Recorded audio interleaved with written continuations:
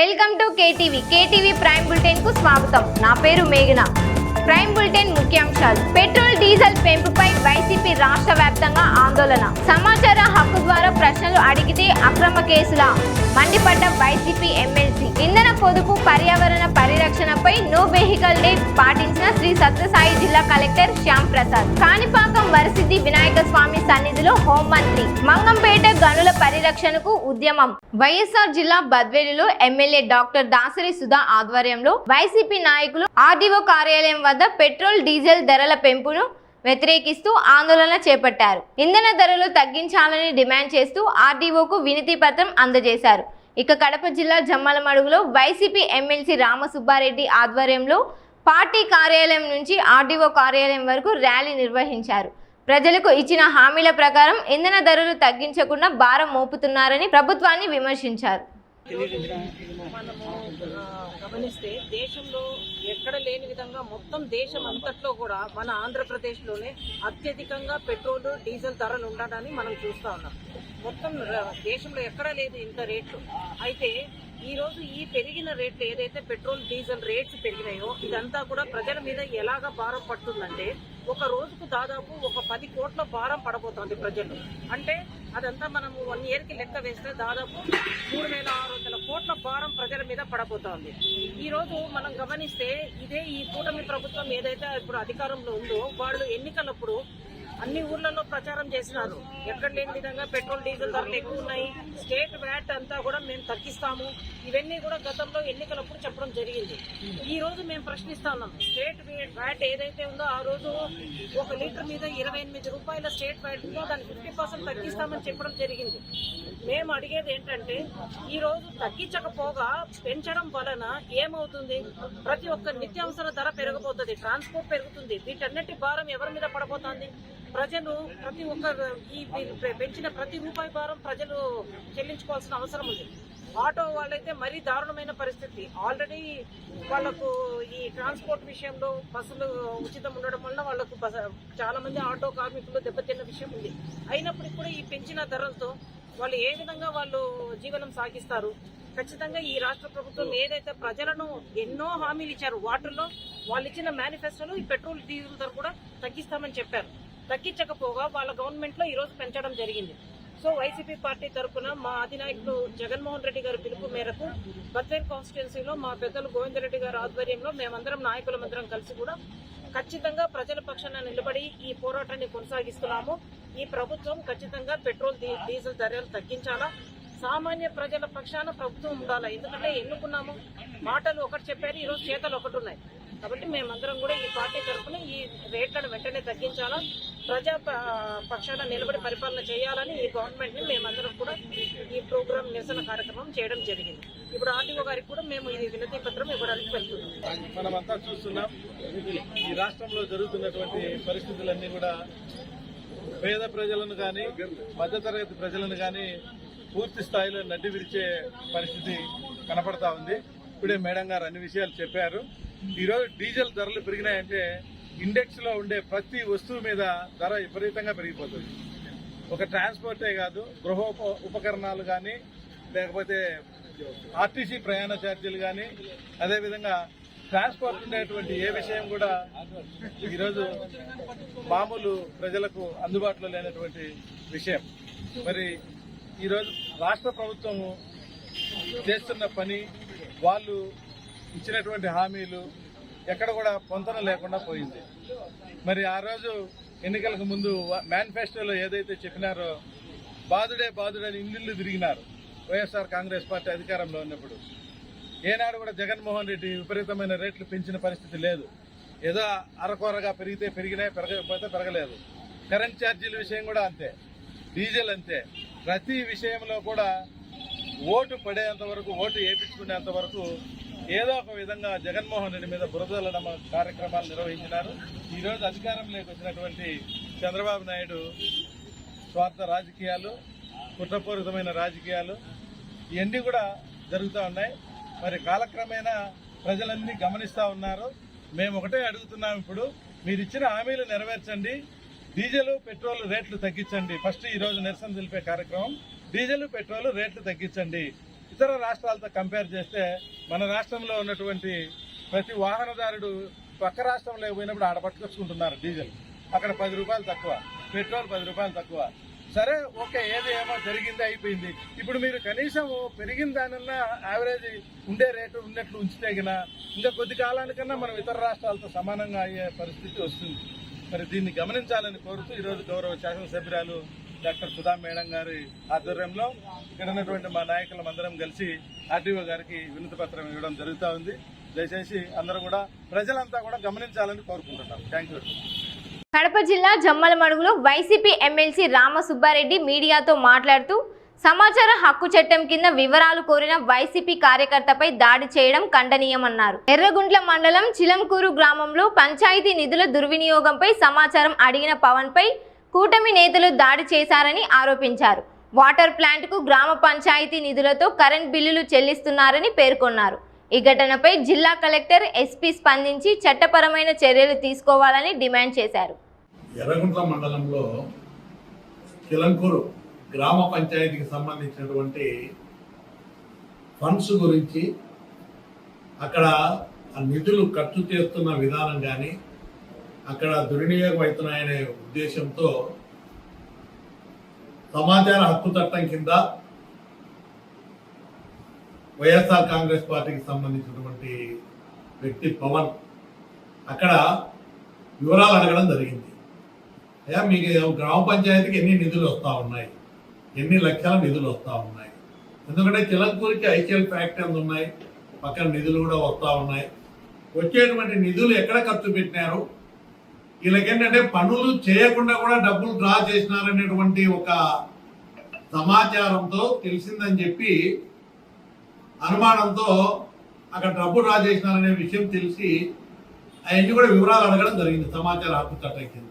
అంటే ఏ పనులు చేశారు, ఏ పనికి ఎంత ఖర్చు పెట్టినారు, ఎంత డబ్బులు డ్రా చేశారని చెప్పి ఇవన్నీ అడగడం జరిగింది. రెండవది అక్కడ ఒకటి drinking water, purified drinking water scheme నడుస్తూ ఉంది. దాంట్లో కూడా అక్కడ ఒక సుబ్బరామరెడ్డి ట్రస్ట్ దాని మీద పేరు రాసింది.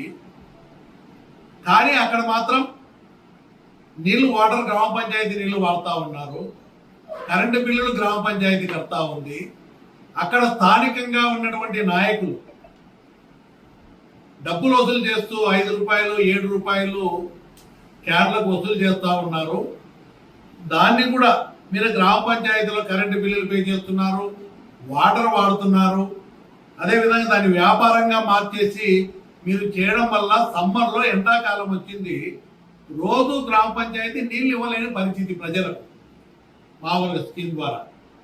ఇదంతా ఇబ్బంది ఉంది. మీరేమో పేరు చెప్తున్నారు, ట్రస్ట్ పేరు చెప్తున్నారు, ఇక్కడ మీరు స్థానిక నాయకులు మాత్రం సొమ్ము చేసుకుంటున్నారు. ఖర్చు గ్రామ పంచాయతీ, డబ్బులు మీరు మాత్రం స్థానిక నాయకులు వసూలు చేసుకుంటా ఉన్నారు అనే దాని మీద వివరాలు సమాచార చట్టం కింద అడగడం జరిగింది. దాని మీద అడిగితే ఆ అధికారులు సమాచార చట్టం హక్కు కింద అడిగినప్పుడు సమాచారాన్ని మామూలుగా బయటికి ఇవ్వకూడదు నాకు తెలిసి. వెంటనే అక్కడ స్థానిక నాయకులు, కూటమి నాయకులకు చెప్పడం, అక్కడ ఉన్న పంచాయతీ సెక్రటరీగా అధికారులు, సెక్రటరీ అందు వాళ్ళు వచ్చి ఎరా మీరు మా మీద కంప్లైంట్ ఇచ్చేవాళ్ళ అని చెప్పి దాడులు చేసినారు. ఎంపీటీసీ నవీన్ అనే వ్యక్తి ఒక 10 మంది వెళ్ళి పవన్ అతనే వ్యక్తిని వైఎస్ఆర్ కాంగ్రెస్ పార్టీకి సంబంధించిన కార్యకర్తను కొట్టడం జరిగింది. అంటే నేను అడుగుతా ఉన్న కూటమి నాయకులు, ఈరోజు చాలా గ్రామ పంచాయతీల్లో కూడా అధికారం వచ్చినప్పటి నుంచి కూడా వైఎస్ఆర్ కాంగ్రెస్ పార్టీకి సంబంధించిన నాయకులు, సర్పంచులు ఉన్న చోట కూడా పనులు చేయకుండా అధికారులను కూడా ఒత్తిడి తీసుకొచ్చి పనులు చేయకుండా ఈరోజు కూటమి ప్రభుత్వం వచ్చిన తర్వాత ఎట్లా పడితే అక్కడ విచ్చలవిడిగా అధికార యంత్రాంగం కూడా సహకరిస్తూ గ్రామ పంచాయతీ డబ్బులు కొన్ని చోట్ల పనులు చేయకుండా డ్రా చేస్తున్నారనేది చాలా చోట్ల కంప్లైంట్ వస్తూ ఉన్నాయి.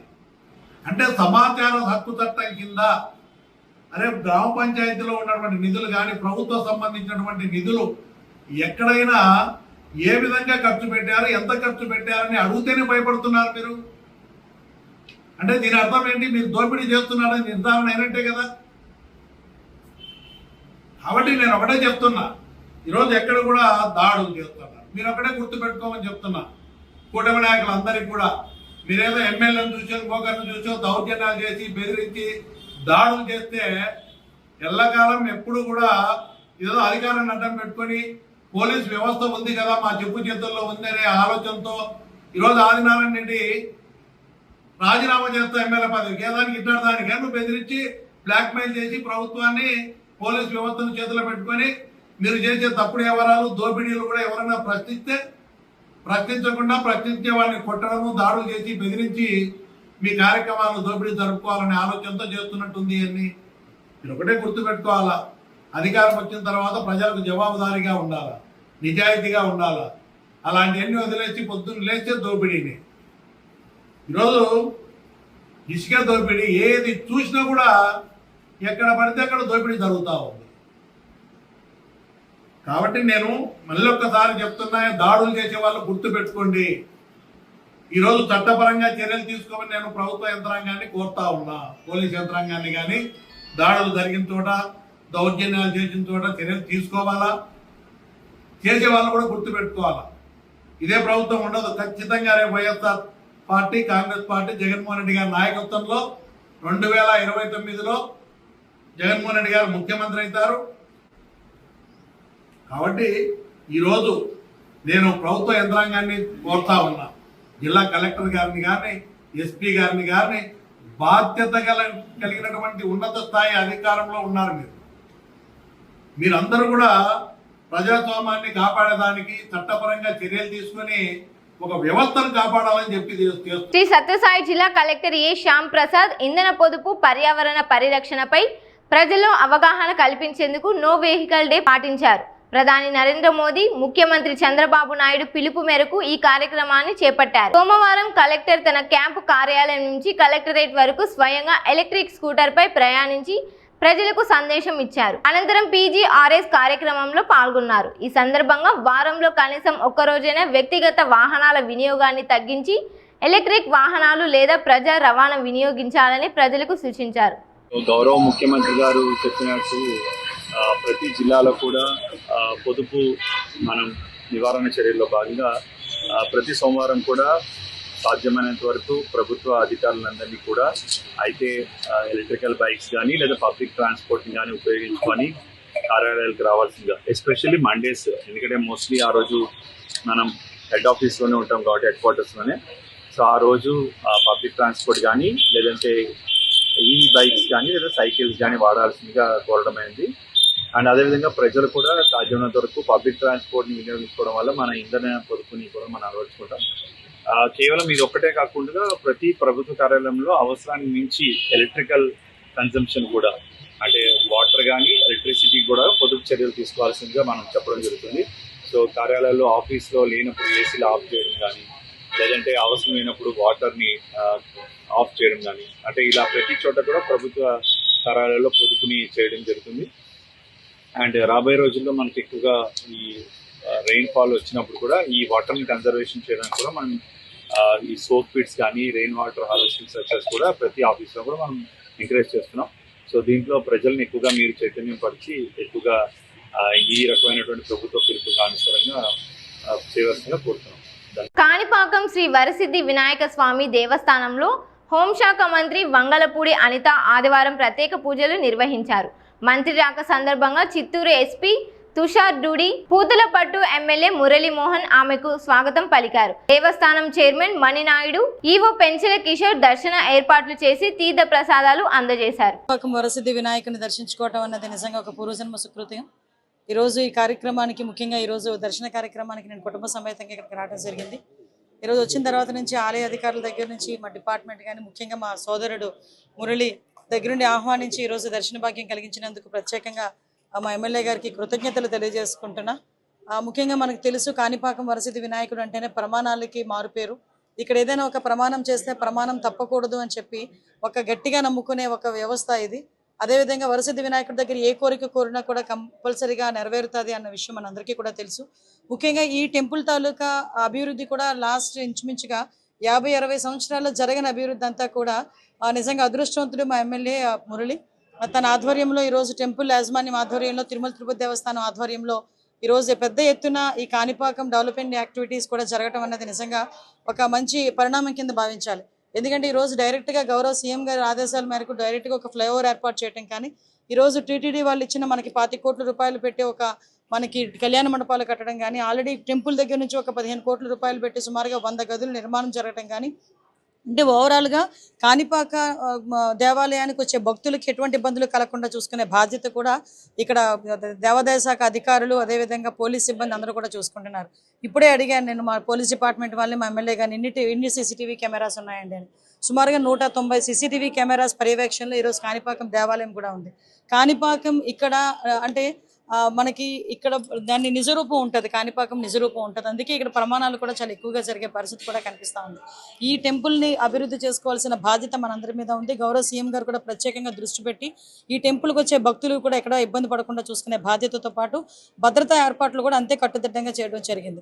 ఈరోజు కాణిపాకం దేవాలయంలో సీసీటీవీ కెమెరా పర్యవేక్షణ కాకుండా వాటిని ఏఐ కన్వర్షన్ చేసి ఎవరైనా దొంగలు కానీ అటువంటి వాళ్ళు ఎవరైనా కనుక ఇటు లోపలికి వచ్చినా కూడా ఈజీగా ఐడెంటిఫై చేసేటట్టు కానీ, ఎవరైనా ఎటువంటి ఇబ్బంది పెట్టేటట్టు ఉన్నా కూడా ఈజీగా ఐడెంటిఫై చేసేదానికి కానీ ఒక ప్రత్యేకమైన ప్రణాళికతో ఏఐ కన్వర్షన్ కూడా చేస్తున్నారు. ఓవరాల్గా వరసిద్ధి వినాయకుని తాలూకా అనుగ్రహం రాష్ట్ర ప్రజలందరి మీద కూడా మనస్ఫూర్తిగా ఉండాలని నేను మనస్ఫూర్తిగా కోరుకుంటూ సెలవు తీసుకుంటున్నాను.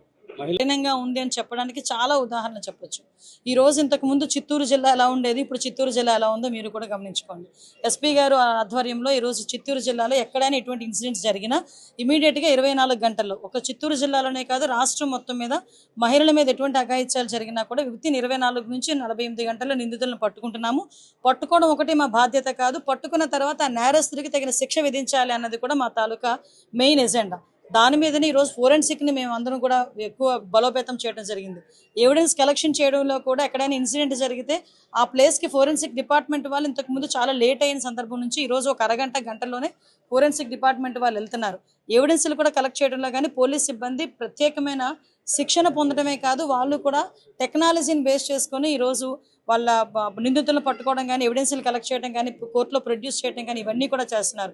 దానివల్లే పోక్సో కేసులను మనం ఎగ్జాంపుల్ చూసుకుంటే, పోక్సో కేసులు లాంటి కేసుల్లో కూడా 3 నెలల నుంచి 4 నెలల కాలంలోనే శిక్ష పడిన సందర్భాలు మన రాష్ట్రంలో చాలా ఉన్నాయి. కాబట్టి మా ఎజెండా ఏదో ఆ నిందితులను పట్టుకున్నాము, అరెస్ట్ చేసాము, జైలుకి పంపించామన్నది కాకుండా ఆ నిందితులకి త్వరితగతిన శిక్ష పడే విధంగా ఈరోజు మా గవర్నమెంట్ పనిచేస్తుంది. దానికి అందరూ సహకారాలు కూడా అవసరం. తిరుపతి జిల్లా రైల్వే కోడూరులో మంగంపేట వెరైటీస్ పరిరక్షణ కోసం మే 20న చలో ఏపీఎండిసి కార్యక్రమాన్ని నిర్వహిస్తున్నట్లు పరిరక్షణ పోరాట కమిటీ కన్వీనర్ కందారపు మురళి తెలిపారు. ప్రభుత్వ విధానాల వల్ల మంగంపేట వెరైటీస్ పరిశ్రమ మనుగడ ప్రశ్నార్థకంగా మారిందని ఆందోళన వ్యక్తం చేశారు. రాయి ఎగుమతులకు అనుమతులు ఇవ్వడం వల్ల స్థానిక పల్వరైజింగ్ మిల్లులు వేలాది కార్మికుల ఉపాధిపై ప్రభావం పడుతుందన్నారు. బల్క్ టెండర్లలో ధరల వ్యత్యాసాలపై న్యాయ విచారణ జరపాలని డిమాండ్ చేశారు. శాంతియుతంగా నిర్వహించే ర్యాలీకి అనుమతి ఇవ్వాలని, ప్రజలు పెద్ద సంఖ్యలో పాల్గొని మంగంపేట వెరైటీస్ పరిరక్షణకు మద్దతు ఇవ్వాలని కోరారు. ప్రధానంగా ఈరోజు ఏపీఎండిసి వెరైటీస్ పరిరక్షణ కోసం ఈరోజు ప్రెస్ మీట్ జరుగుతుంది.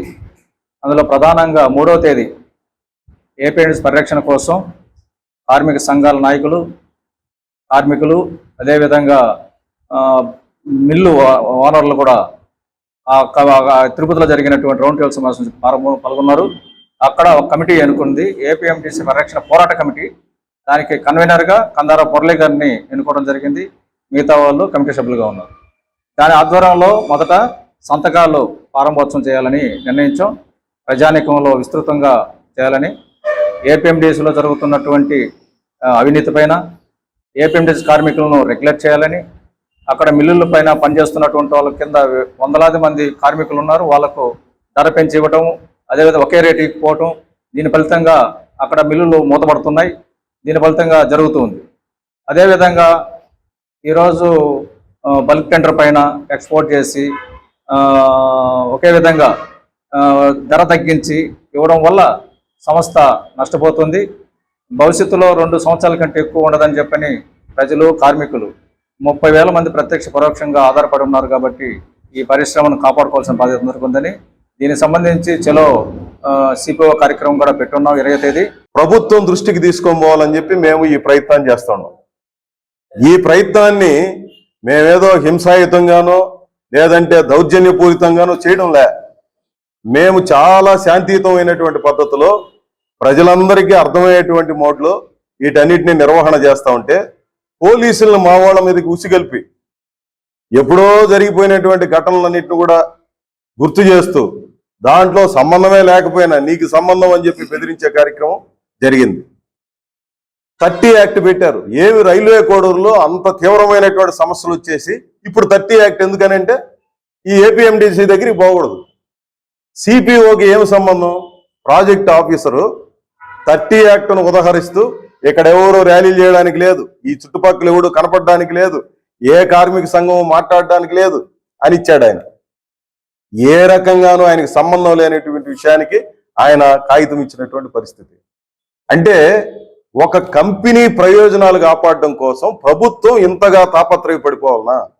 ఇక్కడ ఉన్నటువంటి 170 మిల్లులు, దాంట్లో పనిచేస్తున్నటువంటి వేలాది మంది కార్మికులు, అన్ని కుటుంబాలు వీధులు పాలవుతా అంటే ఏమాత్రం పట్టింపు లేదు మీకు. 600-700 మంది ఉద్యోగస్తులకి బతుకు ఏంది అన్నటువంటి పరిస్థితి ఏర్పడతా ఉంటే దానికి ఉలుకు పలుకు లేదు. నిర్వాసితులకి ప్రభుత్వ ఉద్యోగాలు ఇస్తామని చెప్పి ఈ రోజు దాకా ప్రభుత్వ ఉద్యోగం ఇవ్వకుండా వాళ్ళని అవుట్ సోర్సింగ్ కాంట్రాక్ట్ లో నడుపుతున్నటువంటి పరిస్థితి కొనసాగుతా ఉంది. దాన్ని అడిగితే సమాధానం చెప్పలేనటువంటి స్థితిలో ఉన్నారు. ఈ రోజు ఏపీఎండిసి అనేది రాష్ట్ర రాజకీయాలను ఒక రకంగా శాసించింది. రాయలసీమకి ఒక పెత్తనాన్ని చూపించింది. 9,000 కోట్ల రూపాయల రుణాన్ని రాష్ట్ర ప్రభుత్వం తీసుకొని తన అవసరాలకి గడిచేందుకోసం ఖర్చు పెట్టుకునేది రాష్ట్ర ప్రభుత్వం. ఇప్పుడు మళ్ళా 2,000-3,000 కోట్ల రూపాయలు తీసుకోవడం కోసం ప్రయత్నం చేస్తా ఉంది. ఇక్కడ ఆస్తి ఉంది కాబట్టి నువ్వు ఈ పనులన్నీ చేస్తా ఉండవు. ఈ ఆస్తి అదృశ్యం అయితే నువ్వేం చేస్తావు? ఈ రోజు 1 టన్ను తవ్వడానికి 2,380 రూపాయలు ఖర్చు అవుతా ఉంటే వీళ్ళకి ఇష్టమైనటువంటి ఒక కంపెనీకి 1,180 రూపాయలకి ఇస్తారు. స్థానికంగా ఉపాధి కల్పిస్తున్నటువంటి మిల్లు యజమానులకు మాత్రం 1,600 రూపాయలు. ఏమంత ప్రేమ నీకు? విదేశాలకు ఎగుమతి చేసే కంపెనీకేమో ప్రేమ, లోకల్ గా ఉపాధి చూపిస్తున్నటువంటి కంపెనీలకేమో 500 రూపాయలు ఎక్స్ట్రాకి ఇస్తావా? ఇదెక్కడి అందరికీ ఒకటే న్యాయంగా ఉండాలి కదా, ఒకే ధర ఉండాలి కదా, ఒకే పద్ధతి ఉండాలి కదా. వీటిని మేము ప్రశ్నిస్తున్నాం. మా ప్రశ్నల్లో న్యాయం ఉంది, మా ప్రశ్నల్లో పద్ధతి ఉంది. మేము అందుకనే సూటిగా అడుగుతున్నాం. ఏపీఎండిసి అనేది ఒక ప్రభుత్వ సంస్థ. మొన్న పుట్టపర్తిలో చంద్రబాబు నాయుడు గారు మీటింగ్ పెట్టి ఏం మాట్లాడారు? రాయలసీమ భవిష్యత్తునే మార్చేపోతున్నామని చెప్పేసి 239 పరిశ్రమలు వస్తూ ఉన్నాయి. పుట్టపర్తిలో పెట్టబోయే ఈ పరిశ్రమలో 7,500 మందికి ఉద్యోగాలు ఇస్తామని చెప్పి చంద్రబాబు నాయుడు గారు చెప్పారు. ఒక సినిమా కవి ఒక పాట రాసినాడు, ఏమనంటే మబ్బుల్లో నీళ్లు చూసి వంత ఒలక పోసుకోనా అని చెప్పేసి. అని అంటే దాని అర్థం ఏంటంటే ఎప్పుడో వచ్చే వర్షాన్ని చూసి ఆయన ఒళ్ళో ఉన్నటువంటి నీళ్లు కింద పోయేశారు అనేది దాని అర్థం. నువ్వు ఎప్పుడో పెట్టే పుట్టపర్తిలో పెట్టబోయే పరిశ్రమలో 7,500 మందికి ఉద్యోగాలు ఇస్తామని చెప్పి 25,000 మందికి ఉపాధి కల్పిస్తున్నటువంటి ఏపీఎండిసిని మూసేస్తారా? దీన్ని ఎవరు ప్రశ్నించాలి? ప్రధానమైనటువంటి రాజకీయ పార్టీలు, ప్రజాప్రతినిధులు అందరూ వీళ్ళు వాళ్ళని తేడాల. రాజకీయాలకు అతీతమైనటువంటి సమస్య. తిరుమల తిరుపతి దేవస్థానం తిరుపతికి ఎంత ప్రాముఖ్యత కలిగిందో రైల్వే కోడూరుకి ఏపీఎండిసి అంత ప్రాముఖ్యత కలిగింది. మంగంపేట బైరైటీస్ని కాపాడుకోవడం అంటే రైల్వే కోడూరును కాపాడుకున్నట్టు, రైల్వే కోడూరు ఇక్కడ ఉన్నటువంటి ఎకానమీని కాపాడుకున్నట్టు. ఒక నియోజకవర్గానికే తీవ్రమైనటువంటి సమస్యగా ఆటంకంగా ఏపీఎండిసి అదృశ్యమైతే అయిపోయే పరిస్థితి నుంచి ఈ రోజు ప్రభుత్వం ఆలోచించకుండా ఎవరైతే ఇప్పుడు ప్రధానమైన నేను కంపెనీ చెప్తున్నానో కొల్లు రవీంద్ర గారు ఈ ప్రభుత్వం అధికారంలోకి వచ్చిన తర్వాత మొదటి అసెంబ్లీ సమావేశాల్లోనే ఇక్కడ అవినీతికి పాల్పడింది ఈ కంపెనీని మేము బ్లాక్ లిస్ట్ లో పెడతామని చెప్పినటువంటి వాళ్లే ఈ రోజు వీళ్ళకి ఎందుకు ఇంత అభిమానంగా అయిపోయినారో మాకు అర్థం కావడం లేదు. మేమేదో ఒక కంపెనీ, నేను ఎందుకు పేరు కూడా ప్రస్తావన చేయలేదు, ఏ కంపెనీ అయినా కావచ్చు. గత ప్రభుత్వానికి ఆ కంపెనీనే ఇష్టం, ఈ ప్రభుత్వానికి ఈ కంపెనీనే ఇష్టం. ఇంకా రాబోయే వాళ్ళకు కూడా ఏ కంపెనీల సమస్య కాదు, పేర్ల సమస్య కాదు, విధానానికి సంబంధించిన సమస్య. రాజశేఖర రెడ్డి గారి హయాంలో ఒక విధానం నిర్ణయించబడింది. దానికి పూర్వం ఇంకొక విధానం ఉండేది. 70-30% ఉండేది. 30% విదేశాలకి, 70% దేశీయంగా దాన్ని వినియోగించాలి ఈ బైరైటీస్ అని చెప్పేది విధానం ఉండేది. ఆ విధానాన్ని పూర్తిగా రద్దు చేసి ఆ తర్వాత 60-40గా నిర్ణయించారు రాజశేఖర రెడ్డి గారు వచ్చిన తర్వాత ఒక జీవోగా. ఈ రోజు ఏమైంది? పూర్తిగా రివర్స్ అయిపోయి పౌడర్ని దిగుమతి చేయడం కాదు, రాళ్లనే ఎగుమతి చేస్తున్నటువంటి పరిస్థితి వచ్చేసింది. పౌడర్ని ఎగుమతి చేయాలి. మిల్లు యజమానులైనా ఏ కంపెనీ అయినా పౌడర్ తప్ప ఇంక వేరే పద్ధతిలో వినియోగం చేయడానికి లేనే లేదు ప్రపంచంలో. ఇది రేర్ ఎర్త్ మినరల్ అని చెప్పి మొన్న బడ్జెట్ లో నిర్మలా సీతారామన్ కూడా ఇదే విషయాన్ని ప్రస్తావన చేశారు. వీటిని కాపాడుకోవాలని చెప్పారు. దీనికి సంబంధించినటువంటి విధానంగా ఒక లెటర్ రాశారు ముఖ్యమంత్రి గారు చంద్రబాబు నాయుడు గారు కేంద్రానికి. ఏమని రాశారు? రేర్ ఎర్త్ ఇక్కడ ముందు ఇది ఈ రకమైనటువంటి ఖనిజం, అరుదైనటువంటి ఈ ఖనిజాన్ని కాపాడుకోవాలి, దీన్ని ఈ విధానం బాగలేదని చెప్పి రాసినటువంటి ఆయన ఈ మొత్తం తరలించే కార్యక్రమానికి పూనుకోవడం సమంజసం కాదు. అందుకనే మేము చేస్తున్నటువంటి ఈ పోరాటం ఇదేదో మాకు సంబంధించింది కాదు, ఒక పార్టీకి సంబంధించింది కాదు, ఒక సంస్థకు సంబంధించింది కాదు, వ్యక్తులకు సంబంధించింది అంతకంటే కాదు. ఇక్కడ ఉన్నటువంటి మీడియా ప్రతినిధులు కావచ్చు, రాజకీయ పార్టీలు కావచ్చు, లేదా సంస్థలు కావచ్చు, వ్యక్తులు కావచ్చు, అందరికీ మేము రిక్వెస్ట్ చేసేది ఏమంటే, మేము మాట్లాడుతున్నది రైల్వే కోడూరు నియోజకవర్గ భవిష్యత్తుకు సంబంధించిన విషయాన్ని దృష్టిలో పెట్టుకొని ఎల్లుండి జరిగే ఏపీఎండిసి చలో ఏపీఎండిసి అనే కార్యక్రమానికి ఏ ఆటంకాలు ప్రభుత్వం కల్పించకపోతే మీకు ఏ రకమైనటువంటి దురుద్దేశం లేనట్టు. ఆటంకాలు కల్పిస్తే మీకు వేరే ఉద్దేశం ఉంది. క్రోనీ క్యాపిటలిజం ఉన్నటువంటి విధానం ఏదైతే ఉందో నీకు నచ్చినటువంటి వాడిని పెద్దోడిని చేసుకోవడానికి, ప్రజల సంపదని కొల్లగొట్టి ఒకరిని పెద్దోని చేయడం కోసం చేసే ప్రయత్నంగా మేమంతా భావించాల్సి వస్తుంది.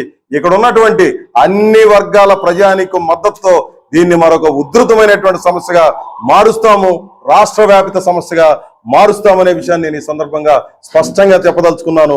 కాబట్టి మీడియా ప్రతినిధులందరూ కూడా ఇదేదో వాళ్ళు చేసుకుంటారన్నది కాదు, ఇది ఒక సీరియస్ అంశము. మీరందరూ కూడా బాధ్యతతో దీంట్లో భాగస్వాములు కావాలని చెప్పి. చిత్తూరు జిల్లా వి కోటలో ఆంధ్రజ్యోతి విలేకరి జగన్ హత్య కేసులో కీలక విషయాలను సిఐ సోమశేఖర్ రెడ్డి వెల్లడించారు. వ్యక్తిగత గొడవల నేపథ్యంలోనే ఈ హత్య జరిగినట్లు తెలిపారు. గతంలో నమోదైన కేసుల కారణంగా నిందితుడు తమీంపై ఒక వర్గం దూరంగా ఉండగా అందుకు జగన్ కారణమన్న అనుమానంతో కక్ష పెంచుకున్నట్లు చెప్పారు. 2 సార్లు హత్యాయత్నం చేసి చివరకు ఏప్రిల్ 28న జగన్ హత్య చేసినట్లు విచారణలో తేలిందన్నారు. ఈ కేసులో ఇప్పటి వరకు సగం విచారణ పూర్తయిందని పోలీసులు తెలిపారు. వికోట టౌన్లో ఏప్రిల్ 28వ తేదీన మన ఆంధ్రజ్యోతి రిపోర్టర్ జగన్మోహన్ రెడ్డిని టౌన్లో చంపడం జరిగినది. తమీం అని సుబాన్ అని వాళ్ళ ఆ రోజు ఏంటంటే వాళ్ళు చంపిన తర్వాత బెంగళూరుకి వెళ్ళిపోవడం జరిగింది. బెంగళూరుకి వెళ్ళిపోయిన తర్వాత ఇక్కడ పరిస్థితిని వాళ్ళు కనుక్కున్న తర్వాత ఇక్కడ ఎస్పీ గారు మిగతా పోలీసులు తర్వాత పబ్లిక్ చాలా అగ్రెసివ్గా ఉన్నారనే విషయం తెలుసుకొని ఇంతకుముందు 2021లో అతని మీద బెంగళూరు సిటీలో కమర్షియల్ పోలీస్ స్టేషన్లో గంజాయి కేసు అతని మీద ఒకటి ఉంది. దాని మీద అతను జైల్లో నుంచి బెయిల్ మీద బయటకు వచ్చి తర్వాత హాజరు కాకపోతే అరెస్ట్ వారెంట్ ఉంది. అది తెలుసుకొని దాంట్లో ఇంకొక అతను మోయిన్ అని ఇంకొక వ్యక్తి ఉన్నాడు. అది తెలుసుకొని ఆ కోర్టులో సరెండర్ అయ్యి ఆ మోయిన్ అనే వ్యక్తి ఇతనే సుబాన్ అని, ఇతనే ఆల్రెడీ మోయిన్ అని కూడా పిలుస్తారనేసి వాళ్ళని కూడా కోర్టును కూడా తప్పుదోవ పట్టించి అక్కడ అతను సరెండర్ కావడం జరిగింది. ఆ విషయాన్ని మేము తెలుసుకున్న తర్వాత పీటీ వారెంట్ మీద 7/5/2026న మా కేసులో అతని రిమాండ్కి మదనపల్లి జైలుకి పంపించడం జరిగింది. తర్వాత అతను 5 రోజులు కస్టడీకి తీసుకోవడం జరిగింది. 12/5/2026న కస్టడీకి తీసుకొని అతన్ని విచారించడం జరిగింది.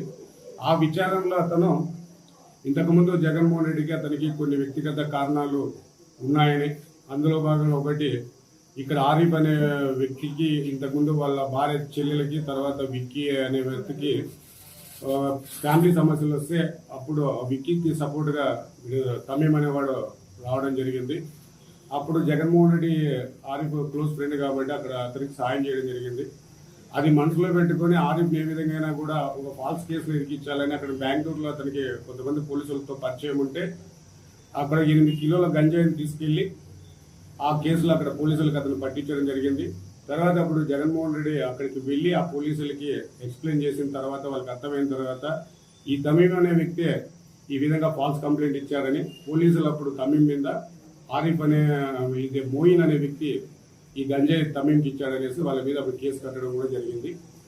అది ఒకటి. తర్వాత మిగతా కొన్ని విషయాల్లో కూడా జగన్మోహన్ రెడ్డి అతను ఇబ్బంది పెడుతున్నారని కొంతమంది ఉద్దేశపూర్వకంగా అతనికి చెప్పుకుంటూ రావడం జరిగింది. నన్ను ఇబ్బంది పెట్టడానికి కారణము జగన్మోహన్ రెడ్డి అనే విషయాన్ని కొంతమంది అతనికి ఇండైరెక్ట్గా చెప్పడం వల్ల జగన్మోహన్ రెడ్డి మీద అతను కోపం పెంచుకోవడం జరిగింది. ఆ తర్వాత అతన్ని ఏదో విధంగా ఇబ్బంది పెట్టాలనుకున్నాడు, కానీ చంపే ఉద్దేశం అయితే అతనికి లేదు అప్పుడు ప్రస్తుతానికి. ఆ తర్వాత అలా జరుగుతూ ఉంటే మళ్ళీ ఈ మధ్య కాలంలో కొంతమంది ఇక్కడ ఎవరైతే మామూలుగా సెటిల్మెంట్ చేసుకుంటుంటారో భూముల విషయాలు కావచ్చు, లేదంటే మ్యారేజ్ ఫ్యామిలీ సమస్యల విషయాలు చేసుకుంటుంటారో ఆ విషయాల్లో కూడా జగన్మోహన్ రెడ్డి అతని మంచి పరిచయాలు ఉండడం వలన పోలీస్ అధికారులతో కానీ రెవెన్యూ డిపార్ట్మెంట్లో కానీ అతను ఫ్రీగా వాళ్ళకి సర్వీస్ చేయడం వల్ల వాళ్ళకి కొద్దిగా ఇబ్బందిగా కలిగి అది కూడా వాళ్ళు పర్సనల్గా కొద్దిగా మంది తీసుకొని దాంట్లో ముఖ్యంగా శ్రీనివాసులు అనే బీఎస్పీ పార్టీ సంబంధించిన శ్రీనివాసులు అనే వ్యక్తి అతను ఏదైతే జగన్మోహన్ రెడ్డి మీద ఇంతకుముందు వ్యక్తిగతంగా కోపం ఉందో దాన్ని ఉపయోగించుకొని దాన్ని అతనికి మళ్ళా తిరిగి ఈ విధంగా జరిగింది. ఇంకోటి ఇతను తమీం అనే వ్యక్తి తర్వాత ఇదే పోలీస్ స్టేషన్లో అతని మీద మత ఘర్షణ జరిగినప్పుడు 3 కేసులు అతని మీద నమోదు చేయడం జరిగింది. అందులో అతను జైలుకి కూడా పోయి రావడం జరిగింది. ఆ తర్వాత ఈ పోలీస్ స్టేషన్లో రౌడీ షీట్ ఓపెన్ చేసి అతను వీకోట మండలంలో ఉండకూడదనే ఉద్దేశంతో కర్ణాటక స్టేట్ అయిన తాయలూరులో ఉండేలాగా మేము చేశాము. అప్పటి నుంచి అతను కొన్ని వ్యాపారాలు చేసుకుంటున్నాడు. చికెన్ మటన్ వ్యాపారం కావచ్చు, గొర్రెల వ్యాపారం కావచ్చు, లేదంటే 2 వీలర్ సంబంధించిన కన్సల్టేషన్ ఇవన్నీ చేసుకుంటున్నాడు. అతను దాంట్లో కూడా అతనికి సరిగా రాలేదు, వ్యాపారంలో సరైన లాభాలు రాకపోవడము. ఆ టైంలో దాన్ని వీళ్ళు ఆసనాగా తీసుకొని ఇక్కడ వీకోట టౌన్లో కూడా ఎవరైనా ఫైనాన్స్ పరంగా కూడా అతనికి, ఎందుకంటే అతను బ్యాడ్ క్యారెక్టర్ ఉంది కాబట్టి ఎవరు హెల్ప్ చేయడం లేదు, దాన్ని వీళ్ళు ఆసనాగా తీసుకొని దీనికి అంతా కారణము నీ మీద కేసులు పెట్టడము, దీనికి కారణం వెనక జగన్ నడిపించినాడని చెప్పడము, ఈ విధంగా కొంతమంది అతన్ని ఉపయోగించుకొని అతని తర్వాత మోటివేట్ చేసి మేము వెనకుంటాము, నువ్వు చెయ్యి, తర్వాత మేము చూసుకుంటామని చెప్పారు. అందులో ముఖ్యంగా శ్రీనివాసులు అనే వ్యక్తి పోయిన నెల 14వ తేదీన ఇంటి దగ్గర పిలిచి చెప్పినాడని, ఆ తర్వాత నువ్వు ప్లాన్ చేసుకొని నువ్వే చెయ్యి, మేము ఆ తర్వాత నువ్వు జైలుకి వెళ్ళిన తర్వాత మేమేమేం కళ్ళాన్ని మేము అరేంజ్ చేస్తామని చెప్పినారని. తర్వాత ఇది ఇవాల్టి ప్రైమ్ బులెటిన్. చూస్తూనే ఉండండి కేటీవీ, ప్రతి వార్త ప్రజల పక్షం.